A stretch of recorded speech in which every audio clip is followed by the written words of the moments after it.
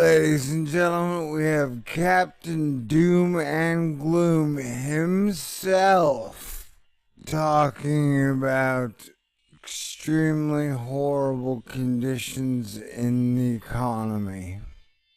It's okay. Is that okay if I do audio? Okay.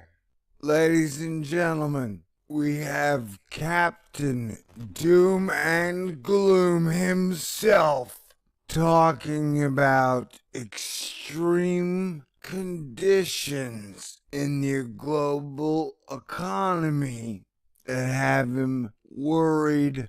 And when I say Captain Doom and Gloom, I'm talking about Tim Cook, the Chief Executive Officer of Apple Incorporated.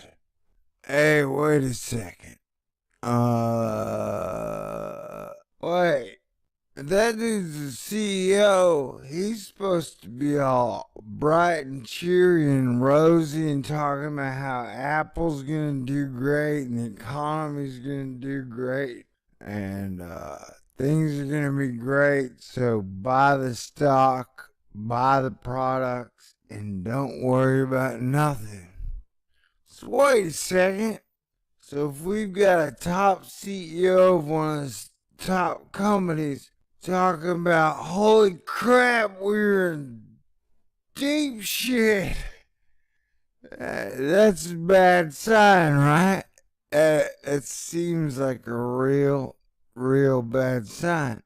But let me check with Tim Cook. I mean, I want to know just how is the global economy really doing? Really bad. Oh, well, wow. Tim Cook looks kind of weird. We got this. Don't panic. Deal with it. Wait.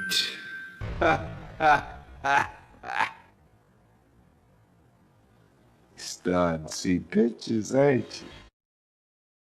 Stay cool. There were other people. Why should you be the only one involved? But I am involved. We are all involved. I need your love. This is a Thor News presentation. Doesn't matter what I believe. Hit the button, baby. The people have the right to fight for their lives. Thor News presents. Now we've hip-hopped on over to Bloomberg, and we're reading an article, because that's what we do. Tim Cook. We're seeing extreme conditions unlike anything we've experienced before in the global economy. Signs of softness. And just like no man wants to be impotent, no economy wants to be impotent either.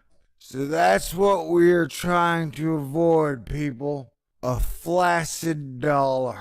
This article is by Luke Kawa, January 26th, 2016. You know, it's weird because in the Bible, it kind of blames Eve for the fall of the Garden of Eden by eating the apple, and for the fall of man and original sin. But watching the entire tech boom, it makes it seem like the real fall of the Garden of Eden due to the apple of knowledge comes from a bunch of rich white dudes. And I say that as a poor white dude. So I just wanted to note that, because I've always thought that it was weird that Apple was named Apple, you know. And I think it's weird that Google became Alphabet. I'm like, what the hell? What is that about? You know? And it's kind of like the opposite thing when Google was like, do no evil. It's like when they changed your name to Alphabet, it was like they were kind of ditching the do no evil mantra. Sometimes if I look at Larry Page, he seems like he likes robots more than human beings. But I don't want to make a gross character assessment on someone I don't know. I was just saying from some photographs I've seen. So what's keeping the CEO of a company that just reported the most profitable quarter in history up at night? For Apple's Inc., Tim Cook, it's the economic challenges all over the world. Wait, let me think back to the giant crash of 2008 when banks were way out of control and lenders were way out of control and creditors were way out of control and Moody's was way out of control and the mortgage-backed security rating companies were way out of control. What did they fix exactly? Oh yeah, nothing. They just pumped about $15 trillion into the economy. They punished the people who brought our economy to its knees by giving them a whole lot of money. Wait, isn't that usually called blackmail? Alright, we'll move on. As Tim Cook is saying, this is a huge accomplishment for our company, especially given the turbulent world around us. Well, let me disagree with you there, Tim. I've seen consolidation across all major industries, where you're going from like 100 banks to 10 banks, or you're going from 500 oil companies to 5 oil companies, or you're going from like 20 software companies that, you just got your majors. All the medium class and small businesses are all getting eaten alive. And we're pretty much getting down into a 5 corporate war. Like 5 corporations who will then rule the world. Isn't that exciting? Isn't this the wonderful future we all dreamed of when we were kids?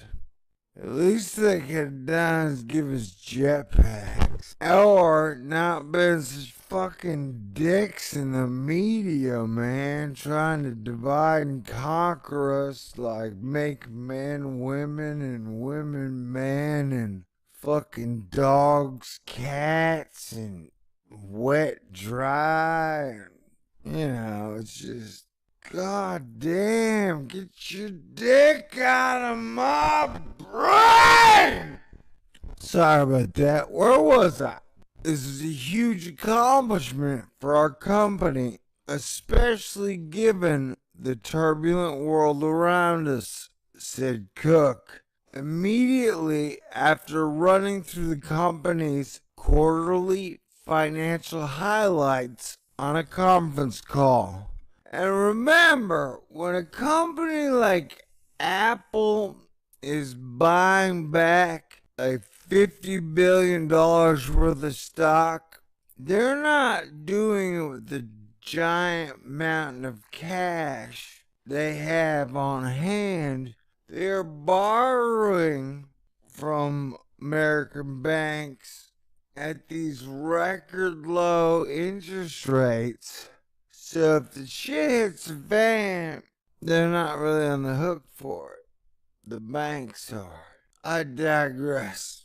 Ever since the surprise devaluation of the Chinese yuan in August, Was it really that big of a surprise? I think we all knew China was going to depeg and devalue, just like every other country in the world. I mean, if you're paying attention, it wasn't really a surprise, Bloomberg. I mean, you guys not pay attention? The potential for a hard landing in the world's second largest economy has been front of mind for investors.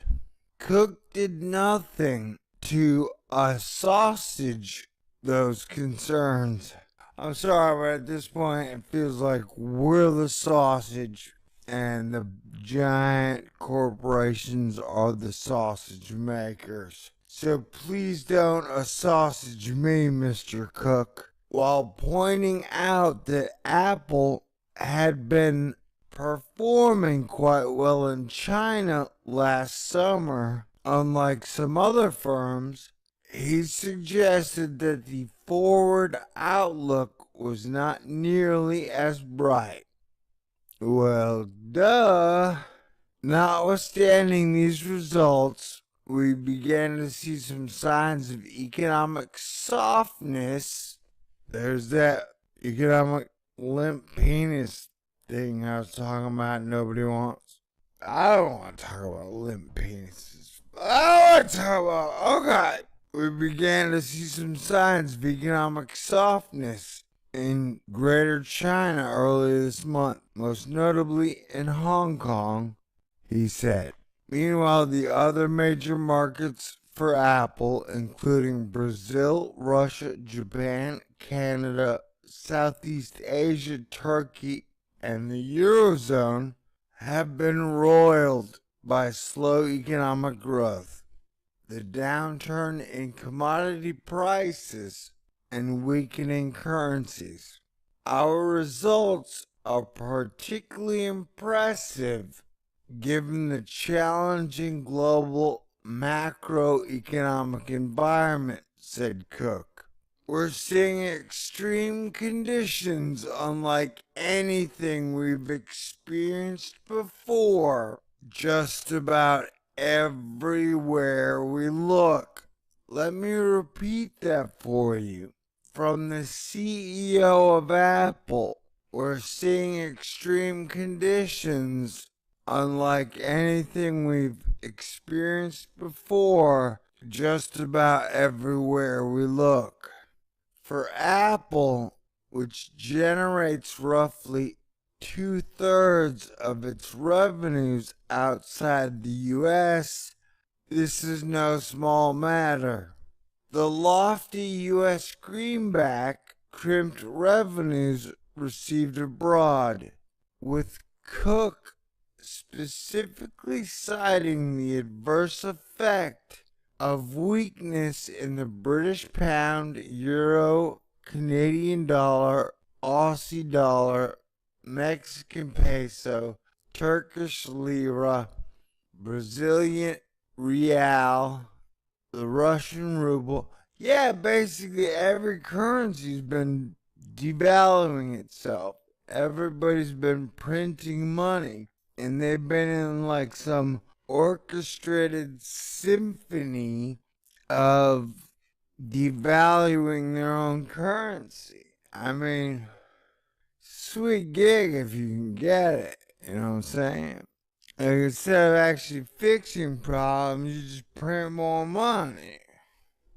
Which sounds like a genius thing to bankers and politicians, except it always leads to a hyperinflationary event, which causes the fiat currency to collapse in a 7-day span, and the hyperinflationary event has happened 33 times in the history of mankind, but never has it happened when you had a global reserve currency, which would then sink every economy overnight, and you would have no money of any value to do any trading goods, which would lead to absolute lawlessness, chaos, rape, murder, pillage all over planet Earth, which would take us probably 1,000 years to recover from, if ever. So that is the situation we are trying to avoid. That's why I proposed the 100-year Earth truce, where no nation shall war against another nation. At some point, we do have to have a global jubilee. And at some point, we do have to have a global currency. I'm sorry, people. I know that scares you, but it's a matter of it has to be done eventually. If you have 100 nations all printing their own money, you're going to have major problems. And granted, you can have major problems if you have a global currency. So if everybody would just stop acting like they know everything and acting like everything's going to be bad, we could come up with some good plans and good projects, because this is the real problem. The hyperinflationary event, we have to head it off and fix it before it happens, because if we don't, all hope is lost. And so I know a lot of you are scared of a global currency, but it's the only thing that makes sense. It's a matter of how you execute it that can make it either very good or very bad.